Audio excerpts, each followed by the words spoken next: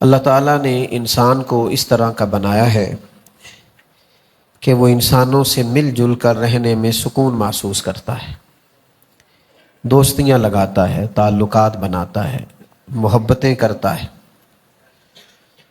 اس لیے کہ انسان تنہا نہ رہ سکتا ہے، نہ جی سکتا ہے، نہ ٹھنڈک پا سکتا ہے۔ اللہ تعالیٰ نے اسے معاشرتی بنایا ہے تو یہ معاشرے کے دوسرے لوگوں کے ساتھ مل کر ہی اپنی زندگی کو گزارتا ہے۔ لیکن ہم یہ دیکھ رہے ہیں کہ لوگوں کے تعلقات ایک دوسرے کے ساتھ بڑی تیزی سے بنتے ہیں اور پھر بڑے اچھے اور بڑے گہرے ہو جاتے ہیں، لیکن زیادہ دیر تک چلتے نہیں۔ وقت کے ساتھ ساتھ پہلے ان میں شکوے پیدا ہوتے ہیں، شکایتیں پیدا ہوتی ہیں، پھر اس کے بعد وہ شکایتیں دلوں کی دوری کا سبب بنتی ہیں، پھر نتیجہ یہ نکلتا ہے کہ وہ تعلق نہ صرف خراب ہوتا ہے بلکہ بعض جگہوں پہ اختلاف، عداوت اور دشمنی کی صورت بھی اختیار کرتا ہے۔ کیا کتاب و سنت نے اس تعلق سے ہماری کوئی رہنمائی کی ہے اور ہمیں کس طرح سے زندگی میں تعلقات کو آگے لے کے چلنا چاہیے؟ چند ایک باتیں اس تعلق سے آپ کی خدمت میں عرض کرنی ہے۔ سب سے پہلے تو یہ سمجھ لیں کہ دین کہتا ہے تعلق جو بھی لگائیں نا، رشتہ جو بھی بنائیں وہ تقوی کی بنیاد پر بنائیں، محض اللہ تعالیٰ کی رضا کے لیے کسی سے دوستی رکھیں۔ یہ اتنا خوبصورت، اتنا اہم، اتنا بنیادی حل ہے کہ ساری باتیں اسی کے اندر آ جاتی ہیں۔ جب کسی سے تعلق ہی اللہ کی رضا کے لیے ہے تو پھر وہ آپ کی کوئی بات بھی نہ مانے، وہ آپ کی کسی امید پر بھی پورا نہ اترے، وہ آپ کی کسی جگہ کسی خواہش کا احترام بھی نہ کرے، تو آپ کو اس لیے تو محبت نہیں کر رہے کہ وہ آپ کی سنے، آپ کی مانے، آپ کو نفع دے، آپ تو اللہ کی رضا کے لیے محبت کر رہے ہیں، اور رضا الہی تو مومن کو ہر وقت مطلوب ہوتی ہے۔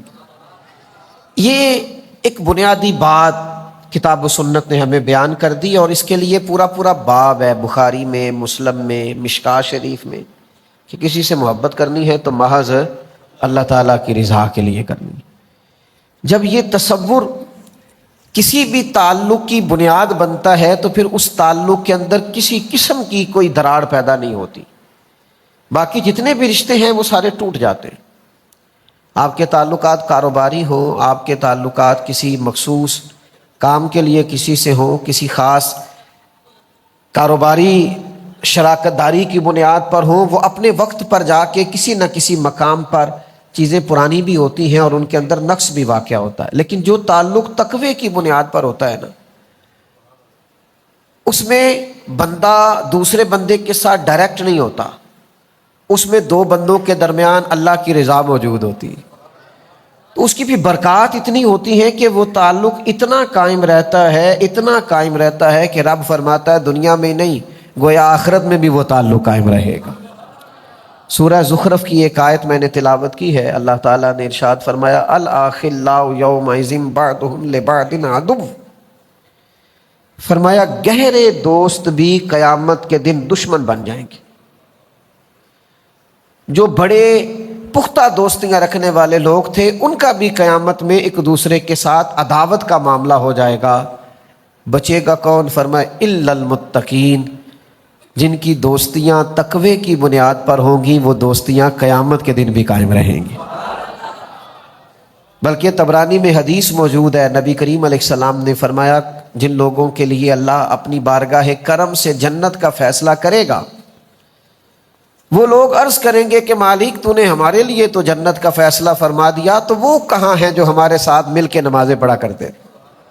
وہ کہاں ہیں جو ہمارے ساتھ مل کے تیری یاد کرتے تھے، ذکر کرتے تھے، دین کی خدمت کرتے تھے، حج و زیارت کرتے تھے، عبادات میں ہم مشترک تھے، تو مہربانی کر انہیں بھی بلا۔ تو محبوب فرماتے وہ کسی اپنی کمزوری اور کوتاہی کی وجہ سے اس فیصلے کے مستحق نہیں تھے، لیکن جب یہ صالحین ان کی سفارش کریں گے تو اللہ تعالیٰ انہیں بھی جنت عطا فرما دے گا۔ تو تعلقات کی بنیاد اللہ تعالیٰ کی رضا رکھی جائے۔ میں یہ نہیں کہتا کسی کو کام ہی نہ بتائیں، ظاہر ہے کہ جب آپس میں مل بیٹھیں گے تو کوئی نہ کوئی آپ کو کسی وقت کو ضرورت پڑتی ہے، آپ اس کا اظہار کریں، لیکن بنیاد ضروریات پر نہ رکھیں، بنیاد تعلقات کو تعلق رہنے دیں، تجارت نہ بنائیں۔ اگر آپ اس کو تجارت بنا لیں گے تو پھر یہ تعلق نہیں ہے، پھر یہ کاروبار ہے۔ جس سے بھی تعلق ہے اس سے نفع ہی لینا ہے، جس سے بھی تعلق ہے اس سے کوئی فائدہ ہی اٹھانا ہے، جس سے بھی تعلق ہے اسے کوئی کام ہی بتانا ہے، تو بھائی آپ بہت اچھے بزنس مین تو ہو سکتے ہیں لیکن بہت اچھے دوست نہیں ہیں، بہت اچھے آپ محب اور محبوب نہیں ہیں۔ آپ ایک اچھے تاجر ہیں، آپ بہترین تجارت کر رہے ہیں، آپ نے چن چن کے ان لوگوں کے کارڈ اپنے پاس رکھے ہیں جو وقت پر آپ کے کام آئیں گے، لیکن یہ ساری تجارت تو ہو رہی ہے، محبت نہیں ہو رہی۔ تو عزیز بھائی یہ یاد رکھیے گا کہ اپنی زندگی کے اندر تعلقات بنائیں، اور یہ تعلق بڑے مزیدار ہوتے ہیں جو اللہ کی رضا کے لیے بنائے جاتے ہیں۔ یہ جتنے بھی ہمارے تعلقات ہیں نا، استاد کا شاگرد سے رشتہ، ایک کلاس فیلو کا کلاس فیلو سے رشتہ، ایک دینی بھائی کا دوسرے دینی بھائی سے تعلق، ہمارا اپنے شیخ سے رشتہ، شیخ کا اپنے مرید سے رشتہ، ان سب کی بنیاد اللہ کی رضا ہے۔ اور نبی پاک علیہ السلام نے فرمایا جو لوگ اللہ کی رضا کے لیے ایک دوسرے سے محبت کرتے رہے نا، قیامت کے دن اعلان ہوگا، قیامت کے دن، اب میں جو کہنے لگا ہوں وہ آپ نے سمجھ جانا ہے، یعنی قیامت کے دن محبت کرنے والوں کا اعلان ہوگا۔ ان کی محبتیں بے شک دلوں میں رہیں، چھپی رہیں، لیکن محبت کرنے والوں کا قیامت کے میدان میں جہاں قومیں اکٹھی ہوں گی، محبت کرنے والوں کا اعلان ہوگا۔ یا رسول اللہ صلی اللہ علیہ وسلم کیا اعلان ہوگا؟ تو حضور فرماتے رب اعلان فرمائے گا میری رضا کے لیے آپس میں محبت کرنے والے کہاں ہیں؟ اللہ فرمائے گا آج میرے عرش کے سائے کے علاوہ سایہ کوئی نہیں، جو محض میری رضا کے لیے محبت کرنے والے تھے انہیں آج میں اپنے عرش کا سایہ عطا کروں گا۔ لیکن بنیاد کیا ہونی چاہیے؟ اللہ تعالیٰ کی رضا، اللہ تعالیٰ کی۔ امام کشیری رحمۃ اللہ علیہ فرماتے ہیں صرف یک نکاتی ایجنڈا دوستی کے درمیان آپ طے کر لیں، صرف ایک بات کہ جب بھی کسی سے تعلق بنانا ہے کوئی دنیاوی منفعت پیش نظر نہیں رکھنی، محض دین کے لیے، صرف ایک بات، کسی لمبی تشریح کی ضرورت نہیں، لمبی توضیح کی ضرورت نہیں، کسی لمبی بحث میں جانے کی ضرورت نہیں، محض اللہ کی رضا۔ آپ اس کی بنیاد پر تعلق رکھیں، آپ کا دل ٹھنڈا رہے گا، ذہن سکون میں رہے گا، آپ کو کسی سے شکوہ ہی نہیں پیدا ہوگا، شکایت ہی نہیں پیدا ہوگی، اس لیے کہ آپ بندے کے ساتھ ڈائریکٹ ہے ہی نہیں، آپ کے اور اس کے درمیان تو اللہ موجود ہے، اس کی رضا موجود، وہ تعلق نہیں رکھنا۔ جس تعلق میں یہ منفعت ہو کہ ہماری بات مانے گا تو پھر ہی جانا ہے، ہم نے تو وہ تعلق رکھنا ہے کہ وہ مانے نہ مانے، ہمارا تو تعلق ہی اللہ کی رضا کے لیے۔ کورے ورق کتاب نہیں ہوندے تے پتھر دل گلاب نہیں ہوندے، سجنا تو پہلا ہی سوچ کے لائیں پھر یاراں نال حساب نہیں ہوندے۔ تو حساب کرتا پھرتا ہے کہ میری اتنی مانی ہے تو اتنی نہیں مانی، تو اتنی سنی ہے تو اتنے، حساب کتاب میں دوستی نہیں چلتی۔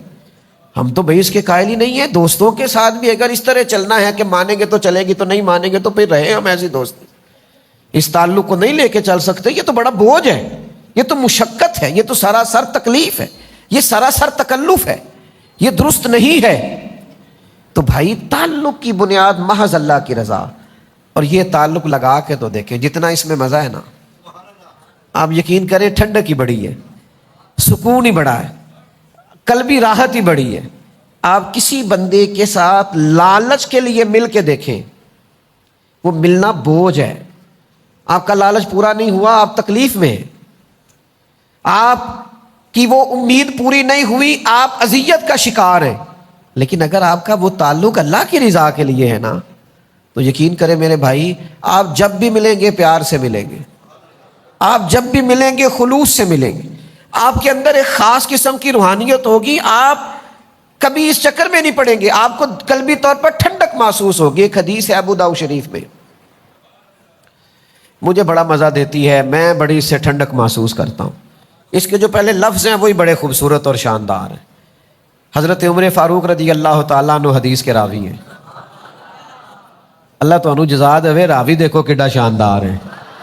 حضرت فاروق اعظم رضی اللہ تعالیٰ عنہ فرماتے ہیں نبی کریم علیہ السلام نے فرمایا قیامت کے دن کچھ لوگوں کو اللہ تعالیٰ نور کے منبر عطا کرے گا، اور ان کے نورانی چہرے چمکیں گے، اگلے لفظ ایسے ہیں کہ وجد آتا ہے. حضور فرماتے ہیں وہ نہ نبی ہوں گے نہ شہید ہوں گے، لیکن نبی اور شہید ان کا مرتبہ دے کے رشک کریں گے. انبیاء اور شہداء ناز کریں گے، کہیں گے واہ کیا شان ہے، کیا مرتبہ ہے، کیا منصب ہے. تو پھر انبیاء اور شہداء اللہ کی بارگاہ میں عرض کریں گے مالک یہ کون ہے جن کا اتنا مقام ہے؟ تو رب کریم فرمائے گا یہ وہ لوگ ہیں جو فقط میری رضا کے لیے ایک دوسرے سے محبت کیا کرتے. اور وہاں حضور نے یہ آیت بھی تلاوت کی، الا ان اولیاء اللہ لا خوف علیہم ولا هم یحزنون. فرمایا بے شک اللہ کے ولیوں کو نہ کوئی خوف ہوگا نہ غمگین ہوں گے. اور حضور فرمانے لگے اس دن ہر بندہ غم میں ہوگا، یہ غم میں نہیں ہوں گے. آپ یقین کریں میں بڑا آسان نسخہ آپ کو دے رہا ہوں، کرنا کچھ بھی نہیں، صرف اللہ کی رضا کے لیے پیار کرنا ہے. یہ محض رضا الہی کے پیار کا نتیجہ دیکھو. حضور فرماتے ہیں سارے خوف میں ہوں گے، یہ خوف میں نہیں ہوں گے.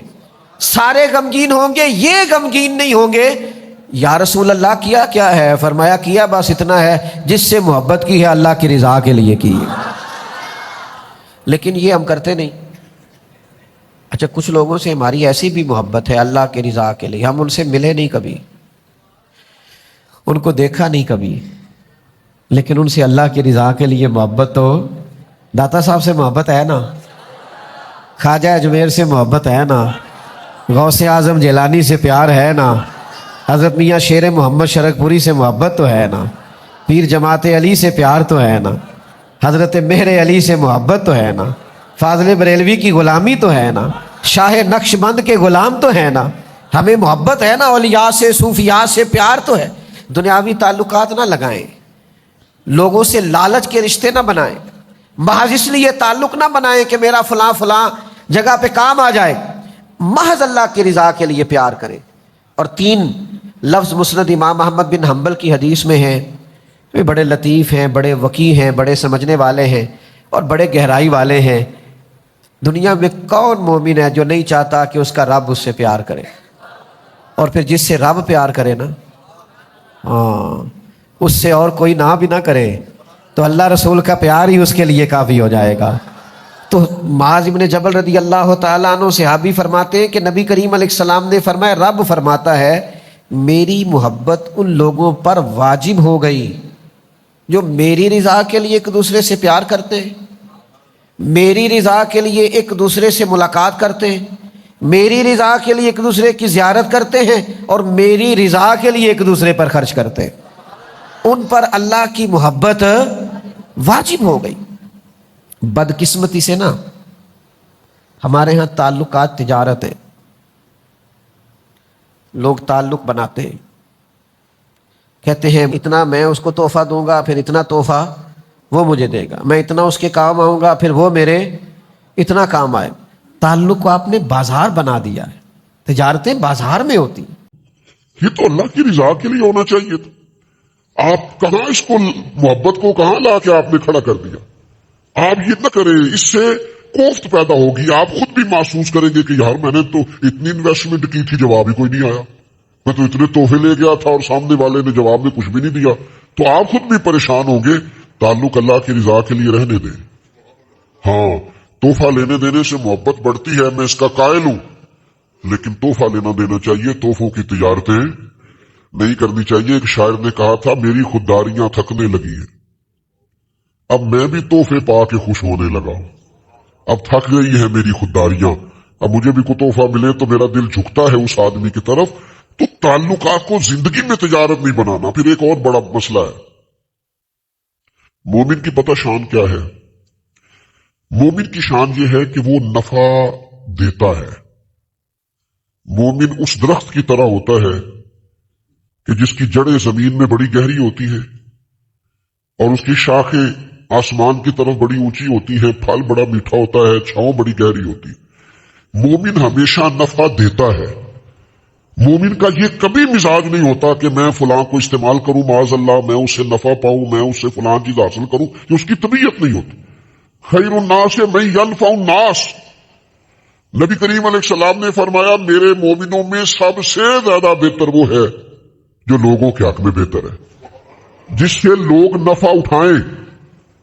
وہ یہ نہ کرے کہ لوگوں کو کتنا استعمال کر سکتا ہے، بلکہ مومن کی شان یہ ہے کہ وہ نفع دینا شروع کرتا ہے. آج نا ہمارے ہاں حقوق پر کانفرنسیں ہوتی ہیں، جلسے ہوتے ہیں، کتابیں لکھی جاتی ہیں، اور ساری اس لیے لکھی جاتی ہے کہ ہمیں حق دو. تو میں اکثر دوستوں سے کہا کرتا ہوں، یہ حق دو، حق مانگو، یہ مہم ختم کر کے اگر ہم سارے حق ادا کرنے شروع کر دیں نا تو بات بڑی آگے چلی جائے گی. میرے قبلہ عالم میرے اسا فرمایا کرتے تھے، کچھ لوگ کہتے ہیں یہ بچے ہیں، یہ پل جائیں گے، بڑے ہو جائیں گے، کل کو میرا سہارا بنیں گے. فرماتے نا بھائی، توبہ توبہ، ہم ان کا سہارا نہیں مانگتے، ہم تو اللہ رسول کا سہارا مانگتے ہیں. فرماتے تھے ہم تو ان سے بھی نفع نہیں چاہتے، ہماری تو ڈیوٹی لگی ہے کہ یہ اولاد ہے، اس کی اچھی خدمت کرنی، اچھی پرورش کرنی، تعلیم و تربیت کرنی، ہم وہ کریں گے. لیکن یہاں بھی ہماری وہ سوچ نہیں ہے، ہاں یہ خدمت کریں گے تو انہیں نفع ملے گا، یہ خدمت کریں گے تو دعا ملے گی، یہ خدمت کریں گے تو اجر پائیں گے. لیکن ہم یہ بھی لالچ نہیں رکھتے، ہم نے جو اجر بھی لینا ہے رب کریم سے ہی لینا ہے.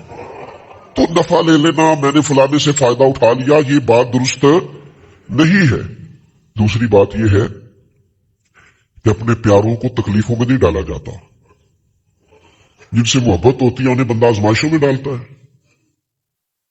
انہیں بندہ لا کے تو اس جگہ کھڑا کرتا ہے جہاں آگ ہو اور ان کو گرمائش پہنچے، ان کو لا کے وہاں کھڑا کیا جاتا ہے جہاں وہ تکلیف میں آ جائیں.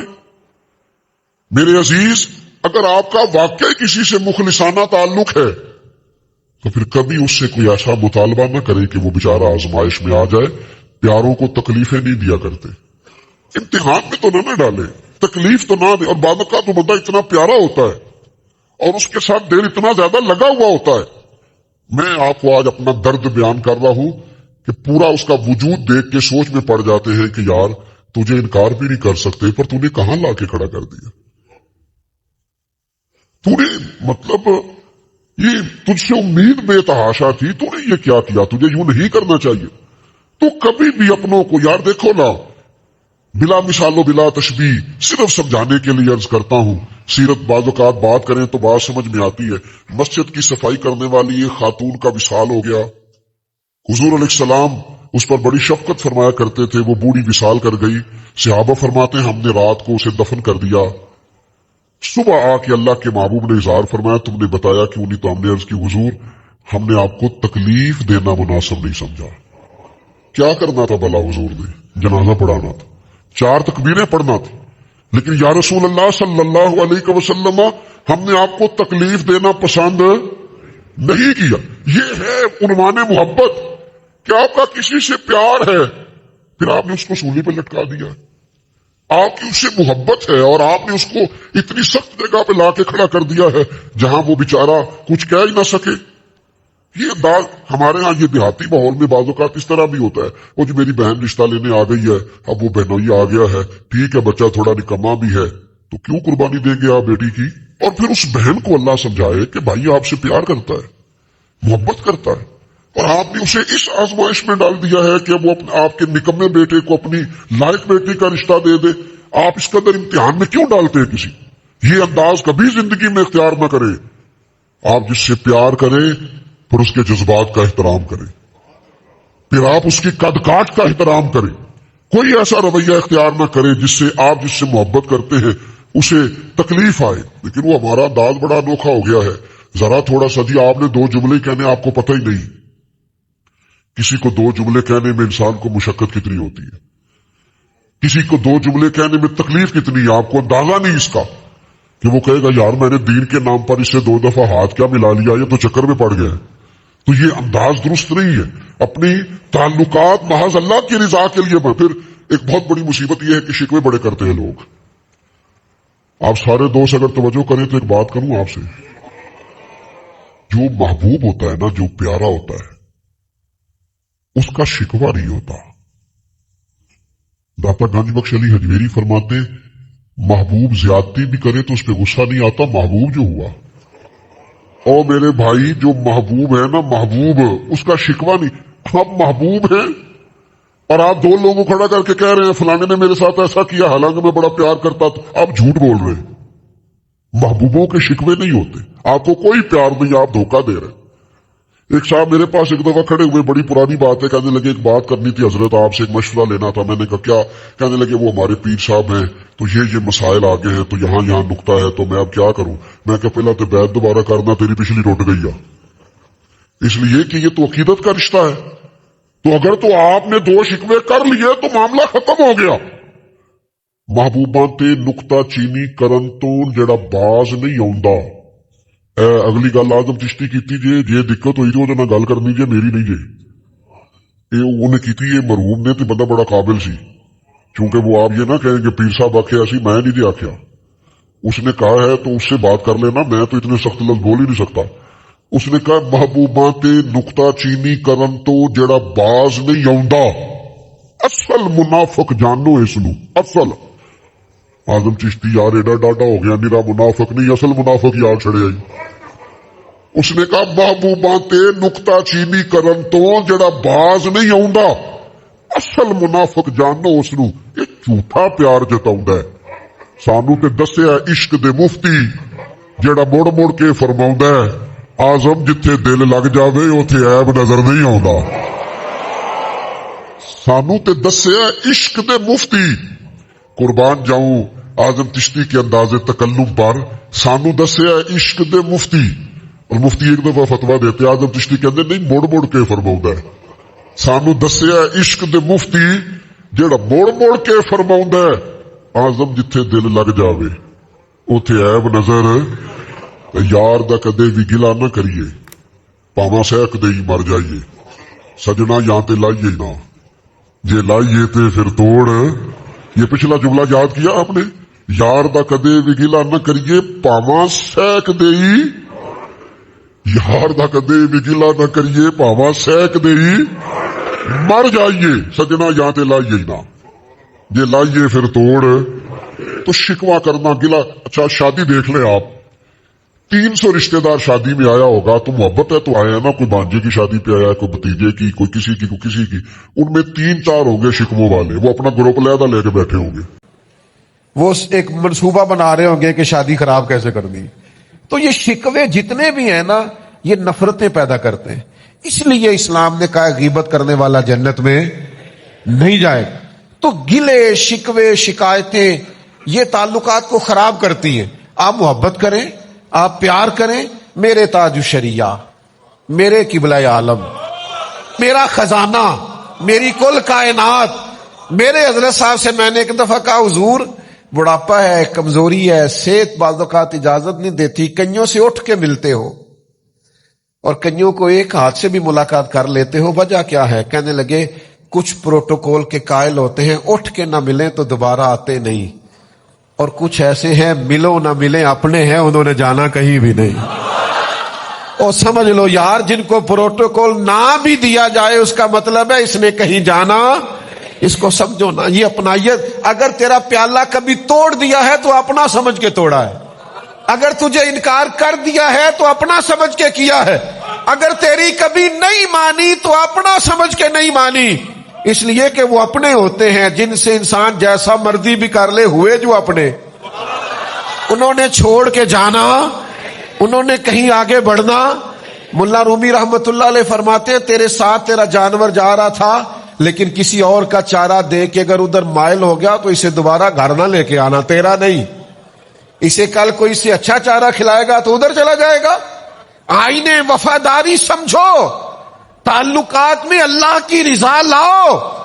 ہم کس طرح کے تعلق بناتے ہیں کہ ہر جگہ دنیاوی رشتہ، ہر جگہ دنیاوی تعلق، ہر جگہ ہمارا یہی حال، یعنی غلامی کی کسی شیخ کی، استاد کی، اسے بھی جا کے کہہ رہے کاروبار نہیں چلتا، بیٹا باہر نہیں جا سکتا۔ یہ بات آپ کو کسی ایجنٹ سے کرنی چاہیے تھی، پیر سے کیوں کر رہے؟ اس کا کیا لینا دینا؟ وہ آپ کی مشکلات کے لیے دعا کرے گا، میں انکار نہیں کرتا، لیکن یہ کہ اگر آپ اس لیے بیعت ہوئے تو پھر تو کہیں اور جانا چاہیے تھا۔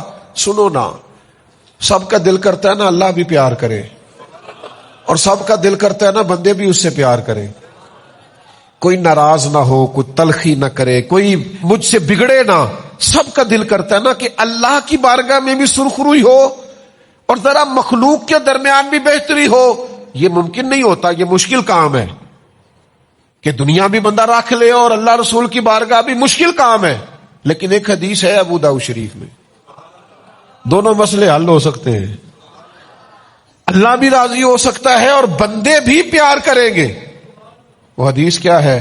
نبی پاک علیہ السلام نے فرمایا دنیاوی معاملات سے بے نیاز ہو جاؤ، ہر وقت نہ دنیا مانگا کرو، ہر وقت نہ پیسے مانگا کرو، ہر وقت نہ عہدے مانگا کرو، ہر وقت نہ دنیا داری کی چیزیں مانگا کرو، دنیا سے بے نیاز ہو جاؤ، اللہ تم سے محبت کرنے لگ جائے گا۔ اور فرمایا جو لوگوں کی جیبوں میں ہے نا اس سے بے نیاز ہو جاؤ، بندے بھی تم سے محبت کرنے لگ جائیں گے۔ یہ تم کہتے ہو نا فلاں کے پاس بڑا ہے تو مجھے کیوں نہیں دیتا، فلاں کے پاس سرمایہ ہے تو میری بات کیوں نہیں کرتا، فرمایا اس سے بے نیاز ہو جاؤ، لوگوں کے بھی محبوب ہو جاؤ گے، لیکن شرط کیا ہے کہ تھوڑی سی نا لالچ سے بچو، ہرس ہوس سے بچو، تمہارا آپس میں پیار ہو جائے گا۔ اگر آپ پیسوں سے پیار بڑھائیں گے تو ساری عمر دینے پڑیں گے، جہاں بریک لگائیں گے محبت ختم۔ آپ خلوص سے نیت اور اخلاق کے ساتھ پیار کریں، اس محبت کو دوام ہوگا، دوام، وہ آگے بڑھے گی۔ ایک حدیث ہے مسلم شریف میں، پہلے بھی اس عنوان کی میں روایتیں بیان کر چکا، لیکن یہ صحیح مسلم کی حدیث ہے، ابو داؤد شریف میں بھی ہے، بڑی خوبصورت روایت ہے۔ ایک دفعہ نا کچھ انصار مدینہ حضور کی بارگاہ میں آئے تھے، اور یہ بڑے خوبصورت لوگ تھے، مدینے والے، بڑے وفادار تھے، اور نبی کریم علیہ السلام بھی انصار سے بڑی محبت کرتے، مہاجرین سے بھی بڑی کرتے، پر انصار سے بھی بڑا پیار فرماتے۔ تو یہ انصار مدینہ آئے، آ کے عرض کی یا رسول اللہ صلی اللہ علیہ وسلم، ہم آپ کی خدمت میں نا ایک بہت بڑی گزارش لے کے حاضر ہوئے۔ تو ادھر بھی دریائے کرم جوش پہ تھا، فرمایا جتنی بھی بڑی ہے بیان کرو۔ کہ یا رسول اللہ ہمارا دل کرتا ہے کہ آپ ہمیں ضمانت دے دے کہ اللہ ہمیں جنت عطا کرے گا۔ زندگی کا ایک حصہ میں نے کتابوں میں گزارا ہے، ہلکی سی رائے دیتا ہوں، اور شاید یہ دو جملے کہنے کوئی اتنے زیادہ ثقیل بھی نہ ہو۔ مجھے یوں لگتا ہے کہ حضور یہاں بھی فرما دیتے نا کہ دیتا ہوں ضمانت تو بات ختم ہو جاتی ہے، جو اگلے جملے حضور نے فرمائے یہ میری آپ کی تربیت کے لیے فرمائے۔ انصار کو ضمانت ہو جاتی وہیں پہ، چونکہ محبوب کے سامنے تھے، حضور جانتے تھے ان کی ہر چیز کو، محبوب اپنی امت کو جانتے ہیں۔ عرض کی یا رسول اللہ صلی اللہ علیہ وسلم آپ ہمارے لیے جنت کی ضمانت دیں، تو حضور تھوڑی دیر خاموش رہے، فرمایا ایک ضمانت تم مجھے دے دو اور میں تمہیں جنت کی ضمانت دے دیتا ہوں۔ یا رسول اللہ صلی اللہ تعالی علیہ وسلم بسم اللہ، آپ فرمائے ہم دیتے ہیں ضمانت۔ حضور نے فرمایا مجھے ضمانت دو کہ تم کسی بندے سے کبھی کچھ نہیں مانگو گے، کسی دنیا دار کے آگے ہاتھ نہیں پھیلاؤ گے، اپنی ذات کے لیے کسی سیٹھ نواب سے کوئی سوال نہیں کرو گے، تم مجھے ضمانت دو اس بات کی اور میں تمہیں جنت کی ضمانت دیتا ہوں۔ ہو گئی ضمانتیں، ادھر سے بھی ضمانت ہو گئی، ادھر سے بھی ضمانت ہو گئی۔ انہوں نے کسی دنیا دار سے سوال نہ کرنے کی گارنٹی دے دی، اور مدینے والے محبوب نے جنت کی گارنٹی دے دی۔ تو اگر آپ لوگوں سے سوال نہیں نہ کریں گے تو حضور نے جنت کی گارنٹی دی ہے۔